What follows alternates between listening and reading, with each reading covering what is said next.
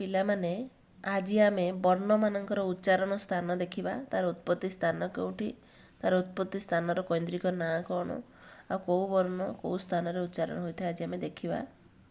କଣ୍ଠବର୍ଣ୍ଣ ଅ ଆ ସ୍ୱର ବର୍ଣ୍ଣରେ ଏହିସବୁ, ବର୍ଗୀୟ ବ୍ୟଞ୍ଜନରେ ଏହିସବୁ, ଅବର୍ଗୀୟ ବ୍ୟଞ୍ଜନରେ ଅନ୍ତସ୍ଥ ଉଷ୍ମ, ବିସର୍ଗରେ ବିସର୍ଗ ରହୁଛି। ତାପରେ ବର୍ଣ୍ଣର ଉତ୍ପତ୍ତି ସ୍ଥାନ କୈନ୍ଦ୍ରିକ ନାମ ରହୁଛି। ଦେଖିବା କଣ୍ଠ ଅ ଆ ଆଉ କ ବର୍ଗ ଆଉ ହ ଆଉ ବିସର୍ଗ ଏତିକି ହେଉଛି କଣ୍ଠ। ତାକୁ ଆମେ ସୂତ୍ରରେ ଯଦି ମନେ ରଖିବା, ଅକୌହ ବିସର୍ଜନୀୟ କଣ୍ଠ, ଅ କ ହ ଆଉ ବିସର୍ଗ ଏସବୁ କଣ୍ଠ।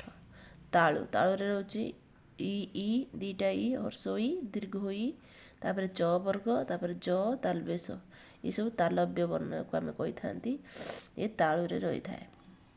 ଏହାର ବର୍ଣ୍ଣର ଉଚ୍ଚାରଣ ସ୍ଥାନ ତାଳୁ ହୋଇଥାଏ। ତାପରେ ଇଚୁ ସାଣାଂ ତାଳୁ, ଇ ଚ ଜ ସ ତାଳୁ, ଇଚ ସାଣାଂ ତାଳୁ।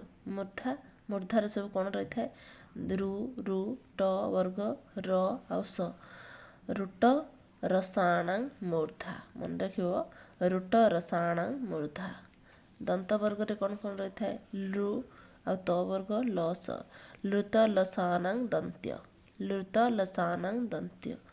ଓଷ୍ଠ ବର୍ଗରେ କ'ଣ କ'ଣ ରହିଥାଏ, ଓଷ୍ଠବର୍ଣ୍ଣ ଉପବଭମ ଓଷ୍ଠ, ଉପବଭମ ଓଷ୍ଠ।